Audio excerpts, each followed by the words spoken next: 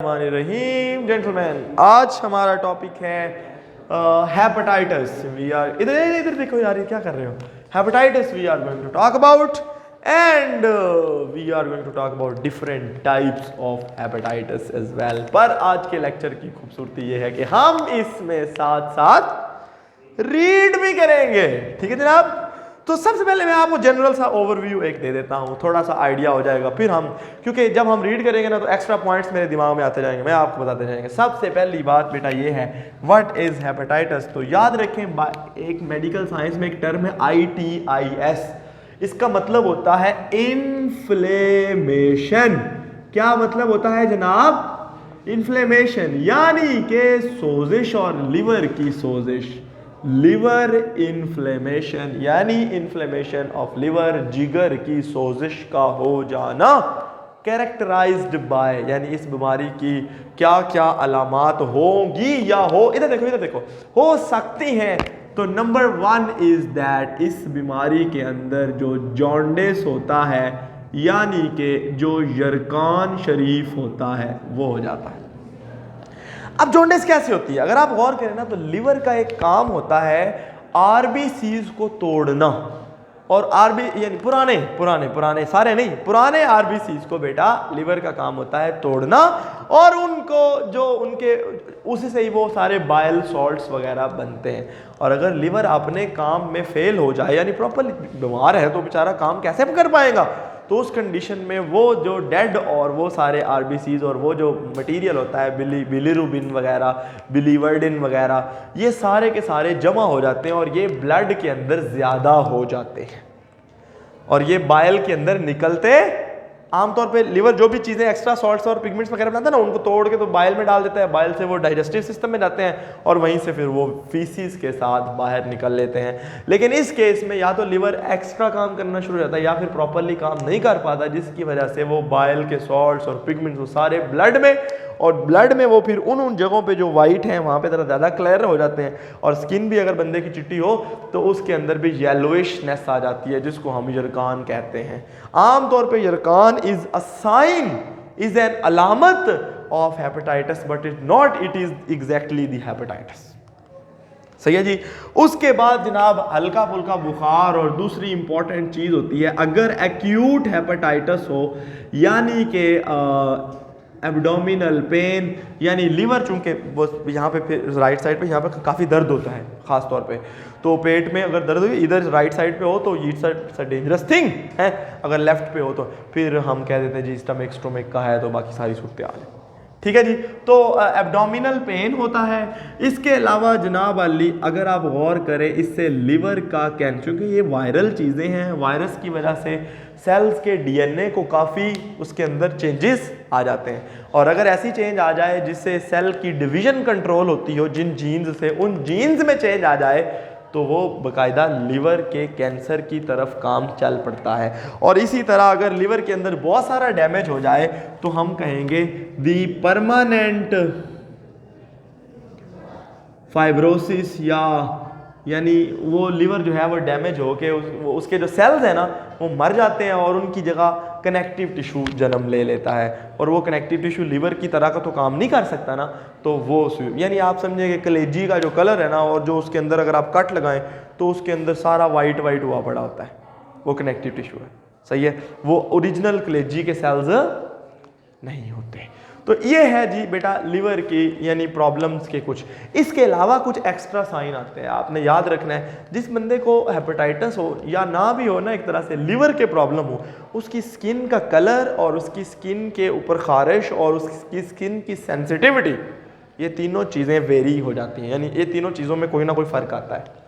कभी autoimmune hepatitis वगैरह में, हाँ ये हम काजिज बात करेंगे फिर। तो कभी ऐसे वो बंदे वो धूप में जाते हैं तो उनको बाकायदा लाइक ग्रीन धब्बे पड़ जाते हैं। सही है, ग्रीन, या इसी तरह से कोई और कि उनको खारिश होती है, जख्म तक बन जाते हैं हेपेटाइटिस के केस, और धूप में जाने से। और भी मतलब समझ रहे हैं ना, यानी ये हर हेपेटाइटिस के मरीज को ये मसला नहीं होगा, कुछ को हो सकता है, कुछ को नहीं हो सकता। याद रखें हेपेटाइटिस यहाँ तक जो हमने पढ़ी है, इसके ऊपर हमने कोई वायरस का लेबल नहीं लगाया। अभी तक हमने जनरल हेपेटाइटिस की बात की है। इसकी काजिज क्या क्या हो सकती हैं, अब हम काजिज के अंदर हम वो वायरस की बात भी करेंगे। और number 1 this could be the viral cause. Number 2 this could be the toxic materials, toxins. Number 3 this could be the drug toxicity, कोई दवाई ऐसी है जिसने लिवर को डैमेज किया, कोई टॉक्सिन, कोई जहरीली चीज़ खाने से ऐसा कुछ हो गया, और आखिर में वायरल प्रॉब्लम। और हम यहाँ पे सिर्फ आज के दिन वायरल हेपेटाइटिस के बारे में बात करेंगे। एक बात मैंने आपको कही थी, अगर आप पढ़ लेते, जो मैंने आपको कहा था कि एक बाकायदा अगर आप सर्च करेंगे हेपेटाइटिस एंड इट्स टाइप्स तो आपको वर्ल्ड हेल्थ ऑर्गेनाइजेशन का एक मिलेगा। आपने वो आर्टिकल पूरे का पूरा पढ़ लेना है, 5 मिनट लगते हैं, जिससे आपको हेपेटाइटिस के बारे में बहुत सारा कुछ क्लियर। और ये सिर्फ एग्ज़ाम पास करने की बजाय आपकी अपनी हेल्थ के लिए भी बहुत ज़रूरी है। ठीक है जी।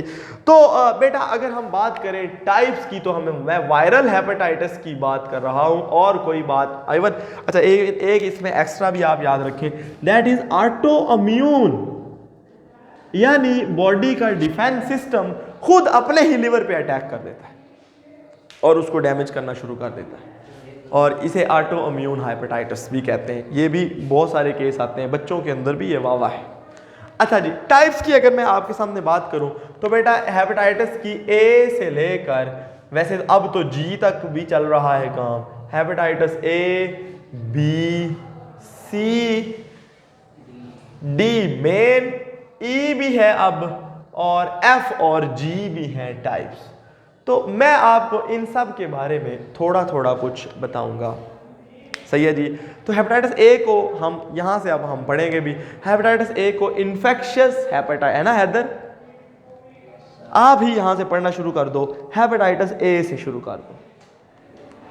Hepatitis A ordinary or infectious hepatitis is हाँ। transmitted by contact species from infected ये अब मैं आपको बताऊं ना, तो इन्फेक्शियस हेपेटाइटिस जो है ना, ये अब भी बहुत कॉमन है, बल्कि रिसेंटली एक बंदे को मैं मिला हूँ, उसे हुई है, और वो बाकायदा छुट्टियों में 15-20 दिन की गया। बताने का सिर्फ मकसद ये है, इधर देखें, इस बीमारी का जो ट्रांसमिशन का जो रूट है ना, दैट इज फीको ओरल रूट, यानी असल में कोई ऐसा मरीज़ बंदा है, या हम अक्सर लोग बाहर से खाना खा लेते हैं, या बाहर से वो लाइक ऐसे ये जो होटल्स वगैरह छोटे ढाबे शाबे, इनमें ग्लास जो होते हैं वो इतने साफ़ नहीं होते, ये पानी में ख़ास तौर पे, और खाने से भी। तो ऐसे दूसरे नंबर पे कि आपके हाथ गंदे थे, आपने कोई ऐसी चीज़ को हाथ लगाया था जिसपे some time even human faeces भी लगे हो सकते हैं, पर वो फील नहीं होते, शो नहीं होता, या उसके कुछ ना हो, तो वो वायरस मटीरियल आपके हाथ को लगता है। जो लोग क्लीनिंग हैबिट्स वाले नहीं होते, हाथ साफ नहीं करते, धोते नहीं है खास तौर पे, और वो फिर जो उधर के जो ग्लास वगैरह होते हैं, ठीक है, जो पानी वगैरह होता है, वो जब लोग पी जाते हैं तो उससे क्या होता है, वो virus that goes into the body. असल में इसे फीको ओरल रूट कहते हैं। सही है, ट्रांसमिशन का के एक contact with the faeces of an infected person. मैं इसकी एक जनरल एग्जांपल आपको देना चाहता हूं, क्योंकि मैं बेटा कोई इसमें शर्म नहीं करता। That is an a common लोटा तक इसकी एग्जांपल हो सकती है वॉशरूम का। That can even transmit if the hepatitis A is present to a person, एक बंदे को है जो एक घर में रहता है और वो बड़े क्लोज विसिनिटी में सोते हैं, कॉमन टॉवल्स, कॉमन ये सारी चीज़ें, तो that can cause, yes that can cause. और इवन अगर आप गौर करें, वैसे मैं सिर्फ एग्जांपल दे रहा हूँ, अगर आप गौर करें तो बहुत सारे घरों में या एक बंदे के लिए बाकी बॉडी प्लस फेस सब के लिए एक ही टॉवल इस्तेमाल होता है। Now you can get an idea कि फीको ओरल रूट किस तरह से चीज़ ट्रांसमिट हो सकती है। ठीक है जनाब, तो ये आपको लग गया पता, ये इसकी ट्रांसमिशन का तरीका है। वैसे अगर मैं आपको बताऊं तो ये डिजीज है सेल्फ लिमिटिंग, यानी ये बीमारी जो है ये थोड़े वक्त के लिए आती है, होती बड़ी एक्यूट है, यानी बहुत जल्दी और बहुत ज़्यादा सीवियर, पेट में दर्द, डायरिया, और डायरिया नहीं भी हो सकता लेकिन पेट में दर्द, बुखार, वॉमिटिंग की भी कैफियत, ये अक्सर इस बीमारी में होती है। बच्चों में ये ज़्यादा होती है और सेल्फ लिमिटिंग है। सेल्फ लिमिटिंग से मुराद ये है कि 15, 20, 25 दिन में या 16 से 2 से 3 हफ्ते के अंदर बंदा बिल्कुल ठीक हो के इससे निकल के इस बीमारी यानी हेपेटाइटिस मजीद उसमें नहीं होती, वो क्लियर हो जाता है वायरस।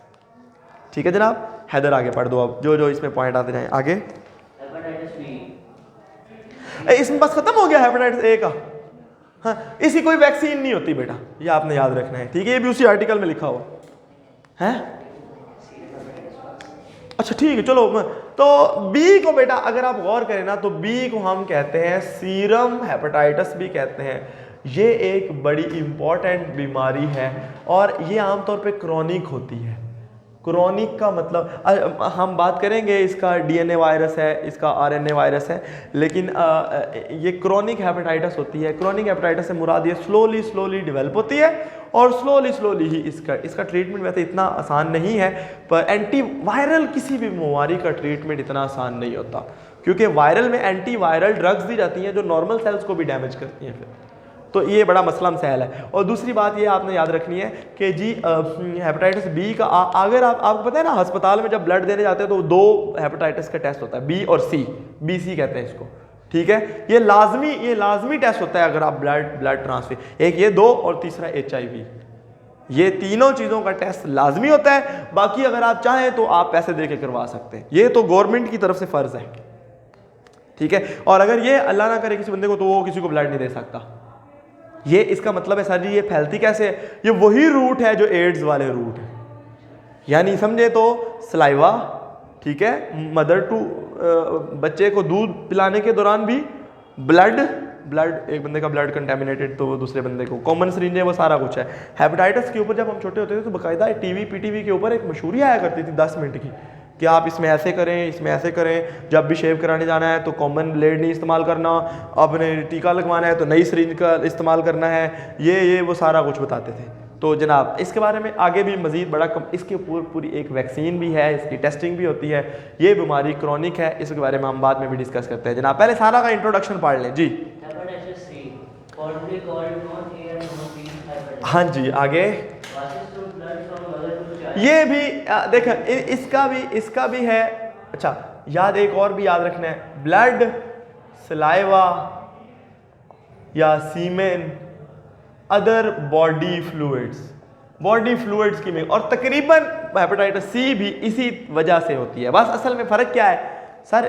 फ़र्क फिर आप क्यों बेटा, HIV जो है ना, हेपेटाइटिस H जो वायरस है हेपेटाइटिस का, उसकी टाइप्स हैं। असल में वो टाइप्स बीमारी की तरीके पे नहीं होती, वो होती हैं जो आपने बंदे से जरासीम निकाला है ना वायरस, उसकी मॉलिक्यूलर कैरेक्टराइजेशन, उसका जीनोम कैसा है, उसका DNA है या RNA है, वो कौन सा वाला है, उसकी सीक्वेंस क्या है, उसकी बुनियाद पे वायरस की टाइप्स हो जाती हैं। ये वायरस A है, ये B है। असल में वायरस के अंदर थोड़ी सी चेंज आ जाए तो वो नया वायरस बन जाता है। उसकी बुनियाद पे ये जौन सा स्ट्रेन जो चीज़ काज करता है, उसके बुनियाद पे हेपेटाइटिस की एक ये टाइप्स बनाई गई है। जी जनाब। Hepatitis C, commonly called non-A and non-B hepatitis. Passes through blood from mother to child during pregnancy and afterward. हाँ जी। After and sexual contact. Hepatitis D. Hepatitis असल में ना, डेल्टा वायरस जो है ना, हेपेटाइटिस D वायरस, ये HDV है, याद रखिएगा, ये HCV है, ये HBV है और ये HAV है। Hepatitis A virus, B virus, C virus और D वायरस। हेपेटाइटिस D आम तौर पे B के साथ मिलके इकट्ठा इन्फेक्शन देते हैं, जिससे बहुत ज़्यादा मसला क्रिएट हो सकता है। समझ आ गई? तो हेपेटाइटिस D वैसे तो इतना तंग नहीं करता, लेकिन मेन जो वायरसेस हैं they are hepatitis B and C, हम बात करेंगे अभी। लेकिन जो D है ये बेसिकली इट यानी को infection with hepatitis B virus, ठीक है, B के साथ मिलके इसकी इन्फेक्शन आती है। आगे Hepatitis E. ये बेसिकली गंदा पानी पीने की वजह से ये बीमारी, यानी उसमें भी वायरस होता है। पढ़े। A virus transmitted through the feces of an infected person. Hepatitis FG. इनको छोड़ दो, अगले पैरे पे चले जाओ। Viruses of hepatitis A, B and C are better known. Main जो है हेपेटाइटिस A, B और C के बारे में, मैंने बारे में आपको तकरीबन सारा कुछ बता दिया है जनाब। आगे Hepatitis A virus HAV is an RNA virus non-viral. ठीक है जी। ये वायरस कौन सा है? RNA non enveloped virus. आगे ये MCQ आता है बेटा। Which caused by short term, less virulent disease. Short term मैंने कहा सेल्फ लिमिटिंग है, इतनी लेस वीरुलेंट नहीं है, बीमारी काज करती है, अच्छी खासे साइन आते हैं। आगे Hepatitis C, HCV, is also RNA virus enveloped. ठीक है, ये भी बेटा आरएनए इन्वेलप्ड वायरस है। हाँ जी, Causes infusion hepatitis, which is less rare than hepatitis A or hepatitis B. हाँ। Hepatitis C often lead to chronic liver disease. Chronic liver, यानी मैंने कहा था ये जो दोनों है ना बेटा, ये तकरीबन क्रॉनिक है, बी भी और सी भी। ठीक है, जो ये क्रॉनिक से मुराद ये है, ये आहिस्ता आहिस्ता सेल्स को डैमेज करेंगे, लिवर के सेल, क्योंकि वायरस ने कहाँ ग्रो करना होता है, वायरस ने कहा सेल्स के अंदर ग्रो करना होता है ना, आहिस्ता आहिस्ता लिवर के सेल्स को डैमेज करते जाएंगे और उनकी जगह सेल्स नहीं बनेंगे, नए कुछ और बनता जाएगा और आहिस्ता आहिस्ता लिवर की परमानेंट डैमेज होती जाएगी। जहाँ जहाँ परमानेंट डैमेज हो, क्रॉनिक बीमारियों में हमेशा परमानेंट, आपने क्रॉनिक, आपने एक्यूट और क्रॉनिक ब्रोंकाइटिस भी सुना था, जहाँ जहाँ क्रॉनिक चीज़ होती है वहाँ डैमेज परमानेंट होता है। फिर दूसरी बात यह है कि दूसरे इन्फेक्शन जो बैक्टीरियल इन्फेक्शन है, मसलन माइकोबैक्टीरियम यानी वो टीबी वगैरह, वो भी साथ साथ फिर अटैक करना शुरू कर दें। आगे Most recent work of Harvard and co-worker in 2001 reveals that we could be the source of infection of hepatitis A. आगे Hepatitis B, HPV, is the second major form of hepatitis. Yes, It is caused by DNA virus, which is very common in Asia, China, Philippines. Yes बेटा, ये hepatitis B जो है वो DNA virus की वजह से है। आगे Hepatitis B is transmitted by the exchange of blood, body fluids, for example, blood serum. ये सारे, ये दोनों बॉडी फ्लूइड्स, ये भी बॉडी फ्लूइड्स है, ज़्यादातर ब्लड, लेकिन बाकी भी बॉडी फ्लूइड्स जो हैं वो इस बीमारी को ट्रांसमिट कर सकते हैं। आगे Hepatitis B is 22. During acute attacks of hepatitis B, fatigue, use of heparin and jaundice are reported. ठीक है जी, फटीग, थक जाना, लॉस ऑफ एपिटाइट, भूख नहीं लगती, पेन भी होता है और साथ साथ जॉन्डिस। आगे Infected person can recover completely and become immune to the virus. एक बार अगर आप इससे बच जाते हैं तो उसके बाद फिर आप इम्यूनिटी हो जाती है, लेकिन अगर ट्रीटमेंट हो भी लोगों को, मतलब वो ट्रीटमेंट कराएं या वैसे भी बच जाएं अगर, क्योंकि बेटा जब इन्फेक्शन होती है तो बॉडी का इम्यून सिस्टम भी तो कुछ कर रहा होता है ना, वो भी तो डिफेंस करता है, अगर वो कर जाए तो ठीक है, बीमारी के ऊपर हावी हो जाए, अगर नहीं तो फिर दवाइयाँ, अगर दवाइयाँ भी नहीं तो फिर अल्लाह जन्नत नसीब करे। आगे People with chronic hepatitis infection are at the risk of liver damage. Yes, Hepatitis can be controlled by adopting hygienic measures. अब इसको बेटा हेपेटाइटिस का ओवरऑल अगर कंट्रोल की हम बात करें तो हेपेटाइटिस का ओवरऑल कंट्रोल कैसे होता है? नंबर 1 हाइजीनिक मेजर्स, जिसमें मैंने आपको बहुत सारी बताई भी हैं, ठीक है। नंबर 2 लिमिटेड सेक्सुअल कॉन्टैक्ट्स, ठीक है, वो भी एक चीज़ है। उसके अलावा जी ब्लड ट्रांसफ्यूजन, यानी जब भी आप देने लगें तो उसकी प्रॉपर टेस्टिंग स्लैश स्क्रीनिंग, बंदों के अंदर स्क्रीनिंग और टेस्टिंग होनी चाहिए, क्लीन वाटर पीना चाहिए और अच्छी हैबिट्स खाने और पीने की बनानी चाहिए। इससे आप हेपेटाइटिस से बच सकते हैं, वरना पाकिस्तान में कई ऐसे इलाके हैं जहाँ पे हर छठा बंदा हेपेटाइटिस का एक बार मरीज़ रह चुका है या है। आगे अब वैक्सीन्स भी हैं, 12 लोग लगवाते भी हैं, नहीं भी लगवाते, वैक्सीन एक सेपरेट चीज़ है। आगे ठीक है जी, काफ़ी है।